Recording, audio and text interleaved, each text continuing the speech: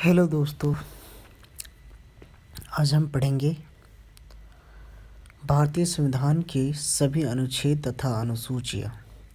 ठीक है, तो आज हम 30 पढ़ेंगे, फिर कल 30। ठीक है, तो चलिए आइए देखते हैं अनुच्छेद 1 क्या कहता है। ठीक है, पहले तो अनुच्छेद इस साइड है और अनुच्छेद का विवरण इस साइड है। ठीक है, तो अनुच्छेद 1 कहता है संघ का नाम और राज्य क्षेत्र। क्या कहता है? संघ का नाम और राज्य क्षेत्र। देखिए, हमारा जो देश बना है वो संघ मतलब फेडरेशन से मिलके बना हुआ है, तो मतलब संघों से मिलके बना हुआ है, जैसे राज्यों से मिलके बना हुआ है। ठीक है ना, तो संघ का नाम होगा, नाम जैसे इंडिया हो गया, और राज्य क्षेत्र हो गया जैसे यूपी, बिहार, राजस्थान, इस तरह से राज्य क्षेत्र। ठीक है, और दूसरा होगा नए राज्यों का प्रवेश या स्थापना। दूसरे अनुच्छेद में है नए राज्यों का प्रवेश या स्थापना। ठीक है, जैसे इसमें कोई भी राज्य हम बना सकते हैं, जैसे 2000 ईस्वी में 2000 में वर्ष 2000 में बिहार को अलग किया झारखंड से, और 2014 में कौन से राज्य को? तेलंगाना और आंध्र प्रदेश को अलग किया। ठीक है ना, उसी तरह से 2 का निरसरण है, इसे हटा दिया गया है। 3 में है, अनुच्छेद 3 में है नए राज्यों का निर्माण और वर्तमान राज्यों के क्षेत्र सीमाओं या नामों में परिवर्तन। अगर किसी भी राज्य के निर्माण करना हो, किसी राज्य का निर्माण करना हो या वर्तमान राज्यों के क्षेत्र या सीमाओं का नाम में फेरबदल करना हो तो अनुच्छेद 3 का उपयोग करेंगे। ठीक है, अनुच्छेद 4 में है पहली अनुसूची और चौथी अनुसूची के संशोधन तथा अनुपूरक और परिणाम विषयों का अपबंध करने के लिए अनुच्छेद 2 और 3 अनुच्छेद के 4 के अधीन बनाई गई विधियाँ। ठीक है ना, 2 और 3 के अनुच्छेद में जो बनाई गई विधियाँ है ना, और पहली अनुसूची और चौथी अनुसूची के संशोधन तथा अनुपूरक। देखो, पहली अनुसूची और चौथी अनुसूची, ठीक है ना, अनुसूची में पढ़ाऊँगा दोस्तों, उसमें बता दूंगा। ठीक है, तो पहली अनुसूची और चौथी अनुसूची किस में है? अनुच्छेद 4 में संशोधन तथा अनुपूरक और परिणामिक विषयों का उपबंध करने के लिए अनुच्छेद 2 और 3 के अधीन बनाई गई विधियां हैं अनुच्छेद 4 में। ठीक है, पहली और अनुच्छेद चौथी के संशोधन और अनुपूरक, ये देख लो, पहली और चौथी अनुसूचियाँ होंगी ना, वो चीज़ आपको अनुच्छेद 4 में मिलेगा, और अनुच्छेद 2 और 3 के अधीन बनाई गई विधियाँ जो है ये अनुच्छेद 4 में है। अब ये देखिए, संविधान के प्रारंभ पर नागरिकता आपको अनुच्छेद 5 में मिलेगी। नागरिकता कहाँ से शुरू होगी? 5 में। तो हमने पहले क्या था? संघ का नाम और राज्य क्षेत्र का नाम, नए राज्यों का प्रवेश होगा। ठीक है, इसमें फिर निर्माण या सीमा बढ़ाने में हो गया। ठीक है, इस तरह से आपको मन में बिठाना होगा। ठीक है ना, जैसे मन में बिठाया क्या? पहले कोई भी राज्य का नाम होगा। ठीक है, उसमें प्रवेश या स्थापना के लिए हो गया, और तीसरे में आ गया निर्माण, और नाम में कोई चेंजिंग हो गया। चौथे में आ गया इसमें कि दूसरे और तीसरे में कोई फेरबदल करी जा सके, तो वो चौथे अनुसूची में आएगी। ठीक है ना, अनुच्छेद में आएगा। फिर 5वें में हो गया नागरिकता।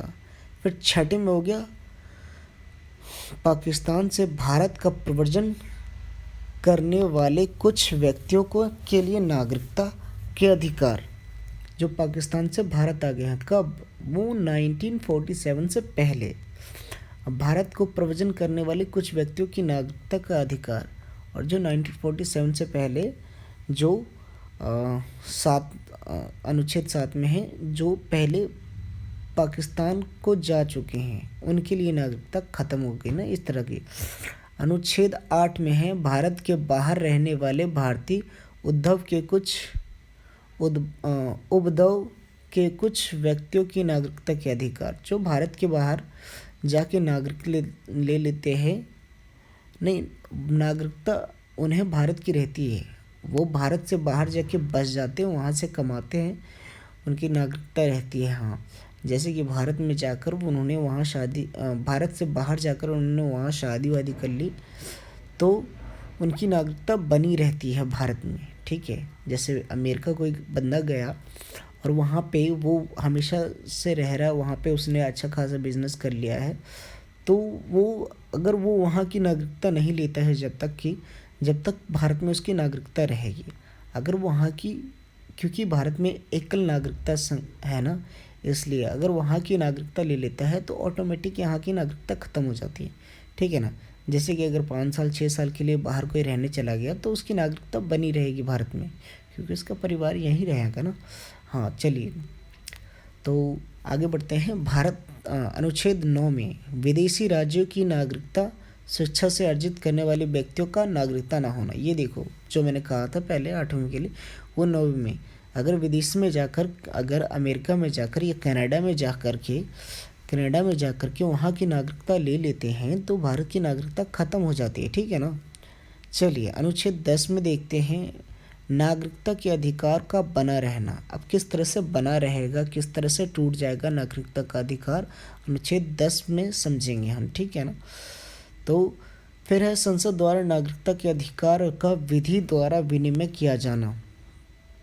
अब देखो अनुच्छेद 10 में था नागरिकता के अधिकार का बना रहना। अब अधिकार कैसे बने रह सकते हैं, जैसे कि अगर हम किसी भी बाहर देश का अगर नागरिकता नहीं लेते हैं तो, या फिर और दूसरा ये कि अगर हमारी नागरिकता को जब तक ख़त्म नहीं कर दिया जाता, सरकार हमारी नागरिकता को ख़त्म न कर दे, या फिर अगर आप किसी ऐसे आतंकवादी आपराधिक मामले में, जैसे कि गद्दार हो, देश के गद्दार हो, या फिर देश से बेईमानी करी है, तो आपको नागरिकता ख़त्म कर दी जा सकती है, ठीक है ना। जैसे बाहर विदेशी का कोई आप संरक्षक बने हो तो आपकी यहाँ की नागरिकता खत्म कर जा सकती है, ठीक है ना। संसद द्वारा नागरिकता के अधिकार का विधि द्वारा विनिमय किया जाना, ये 11 में है, ठीक है।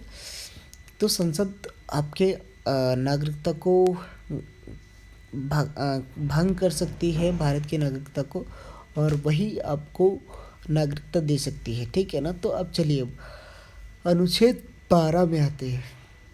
इसकी पहली तो परिभाषा है अनुच्छेद 12 की, ठीक है। फिर 13 में है मूल अधिकारों से असंगत या उनका अल्पीकरण करने वाली विधियाँ। तो मूल अधिकार कितने हैं उसके बारे में बताया जाएगा, ठीक है ना। अब अनुच्छेद 14 में है विधि के समक्ष समानता, ठीक है। विधि के समक्ष मतलब कानून के आगे सब एक है, इसके बारे में है अनुच्छेद 14 में। 15 में है धर्म। देखो 15 बहुत बार क्वेश्चन में पूछा जाता है। धर्म कौन से अनुच्छेद से लिया गया है। मूल वंश कौन से अनुच्छेद से है। जाति, लिंग या जन्म स्थान के आधार पर विभेद का प्रतिषेध, मतलब धर्म के आधार पर कोई आपसे ऐसे विभेद नहीं कर सकता, ठीक है ना। मूल वंश देखिए गिन लीजिए उंगली पे, धर्म, मूल वंश, जाति, लिंग या जन्म या स्थान, 6 चीज़ें हैं इसमें। धर्म हो गया 1, मूल वंश 2, जाति 3, लिंग 4, जन्म 5, स्थान 6 के आधार पर आपको कोई रोक टोक नहीं लगा सकता, ठीक है ना। फिर आ जाता है 16 में अनुच्छेद 16 क्या कहता है। लोक नियोजन के विषय में अवसर की समानता। कई बार आपसे क्वेश्चन पूछा जाता है अवसर की समानता कौन से अनुच्छेद में है, तो अनुच्छेद 16 में है, ठीक है ना। फिर अस्पृश्यता का अंत आता है छुआछूत में, ठीक है ना। जैसे कि छोटी जाति के लोग होंगे उनको छुआछूत कहते कि तुम अगर छूओगे तो आप पवित्र हो जाओगे, ऐसा करके। तो अस्पृश्यता का अंत ये है अनुच्छेद 17 में। और उपाधियों का अंत 18। उपाधि क्या होता है दोस्तों। उपाधि वो होता है जो पहले महाराजा अधिराजा ये लगाया करते थे ना, उसे उपाधि कहते हैं, ठीक है ना। तो ये जो हमको सरकार की तरफ से जो मेडल वगैरह मिलता है इसको अलग रखा गया है, ठीक है ना। तो उपाधियों का अंत जैसे महाराजा अधिराजा ये सब नहीं लगा सकते, तो ये इसका अंत कर दिया गया है ताकि सभी को समान माना जाए, ठीक है ना। तो ये कौन से है अनुच्छेद 18 में। अब है अनुच्छेद 19 में है वाक स्वतंत्रता आदि विषय कुछ अधिकारों का संरक्षण, ठीक है। वाक अपनी बात को कहने का अपनी बातों को कहने का, विचारों को रखने का, ठीक है ना, उसके लिए संरक्षण है 19 में, अनुच्छेद 19 में, ठीक है। 20 में है अपराधों के लिए दोष सिद्धि के संबंध में संरक्षण, अनुच्छेद 20 में है अपराधों के लिए दोष सिद्धि के संबंध में संरक्षण। और अनुच्छेद 21 में है प्राण और दैहिक स्वतंत्रता का संरक्षण। अनुच्छेद 22 में है कुछ दशाओं में गिरफ्तारी और निषेध का संरक्षण। देखिए, गिरफ्तार होते हैं तो उस समय कितनी सारी संरक्षण दी जाती है, ये अनुच्छेद 22 में है कि अगर आपको गिरफ्तारी के लिए आपका वारंट होना ज़रूरी है। अगर महिला की गिरफ्तार हो रही है तो वो रात में नहीं गिरफ्तार करी जा सकती है, दिन में होगा गिरफ्तारी। और नहीं तो अगर ऐसी कुछ दशा है तो महिला स्टेशन में होनी चाहिए, ठीक है। तो इस तरह से। और अनुच्छेद 23 में है मानव और दुर्व्यवहार और बलात् श्रम का प्रतिषेध, ठीक है ना। मानव और दुर्व्यवहार और बलात् श्रम का प्रतिषेध है अनुच्छेद 23 में। पूछा जाता है मानव और दुर्व्यवहार और बलात् श्रम का प्रतिषेध किस अनुच्छेद में है, तो मानव और दुर्व्यवहार, किसी भी मानव के साथ दुर्व्यवहार नहीं करना चाहिए, ठीक है ना। और बलात् श्रम जो बल से श्रम लिया जाता है उसे कहते हैं बलात् श्रम। जैसे कि अगर कोई आपसे ज़बरदस्ती काम करवा रहा है 12 घंटे की जगह 25 घंटे और आपको 24 घंटे और आपको सिर्फ 12 घंटे का पैसे देता है, तो यहाँ पे आ जाता है बल से श्रम करवाना, ठीक है ना, बलपूर्वक श्रम करवाना, ठीक है ना।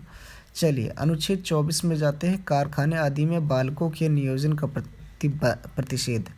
देखिए, अभी अगर आप किसी भी कारखाने में 18 साल से पहले किसी को जॉब देते हैं तो आपको सरकार को दंड देना पड़ जाएगा, ठीक है ना। चलिए, 25 में अंतःकरण और धर्म की अबाध रूप से मान्य आचरण और प्रचार करने की स्वतंत्रता है अनुच्छेद 25 में। धार्मिक कार्यों के प्रबंध की स्वतंत्रता है अनुच्छेद 26 में। किसी विशेष धर्म की अभिवृद्धि के लिए करों के संदाय के बारे में स्वतंत्रता है अनुच्छेद 27 में। किसी विशेष धर्म की अभिवृद्धि के लिए, ठीक है ना। जैसे अब ये देखिए 25 में क्या कहा गया, किसी भी धर्म को मनाने के लिए या उसका आचरण फॉलो कर सकते हैं, प्रचार कर सकते हैं, ठीक है ना। हिंदू का प्रचार कर सकता है, मुस्लिम का प्रचार कर सकता है, क्रिश्चियन का प्रचार कर सकता है, ठीक है। धार्मिक कार्यों के लिए प्रबंध की स्वतंत्रता कौन देता है? अगर धार्मिक कार्य में जैसे कि आप अगर किन्हीं लोगों को अगर तकलीफ़ ना होती हो तो आप जुलूस निकाल सकते हैं उस समय। जैसे कि सरस्वती पूजा में लोग एक जगह इकट्ठा होकर जुलूस निकालते हैं, या फिर कई सारे धार्मिक अवसरों पे आप क्या करते हैं, मेला लगाते हैं, मेला का आयोजन करते हैं। तो वो धार्मिक प्रबंध की स्वतंत्रता आपको कौन देता है? अनुच्छेद 26 के तहत, ठीक है ना। अनुच्छेद 27 क्या देता है? किसी विशेष धर्म की वृद्धि के लिए करों के संदाय के बारे में स्वतंत्रता। अब ये देखो, कर वगैरह भी नहीं देने पड़ते हैं कई बारी मस्जिद और मदरसा और कई जगह पे वहाँ पे बिजली फ्री होता है, ठीक है ना, गवर्नमेंट का यूज़ होता है, तो करों का भी कई बार नहीं रहता। और अनुच्छेद 28 में कुल शिक्षा संस्थाओं में धार्मिक शिक्षा या धार्मिक उपासना से उपस्थित होने के बारे में स्वतंत्रता। तो ये देखो, कुल शिक्षा है संस्थाओं में धार्मिक शिक्षा की और धार्मिक उपासना की उपस्थित होने के बारे में स्वतंत्रता अनुच्छेद 28 में है। धार्मिक शिक्षा प्राप्त कर सकते हैं, ये कौन से अनुच्छेद में है? 28 में है। और धार्मिक उपासना कर सकते हैं, जैसे कैसे मनाना है पर्व त्यौहार, इसके बारे में, तो वो अनुच्छेद 28 में है। फिर आता है अल्पसंख्यक वर्गों के हितों का संरक्षण। जो अल्पसंख्यक है, जैसे कि अल्पसंख्यक कौन? जो कम लोग हैं, जैसे जिनकी जनसंख्या कम है। जैसे कि मान लो अगर 1 करोड़ में से 1 करोड़ में से 90 करोड़ 100 करोड़ में से 90 करोड़ हिंदू है और 10 करोड़ मुस्लिम है, तो ये अल्पसंख्यक हो गया, मतलब कम लोग। 100 में से सिर्फ 10%, 100% में से सिर्फ 10% लोग ही मुस्लिम है, तो ये अल्पसंख्यक हो गया। तो अल्पसंख्यक के वर्गों के हितों का संरक्षण करेगा कौन? अनुच्छेद 29 में, ठीक है।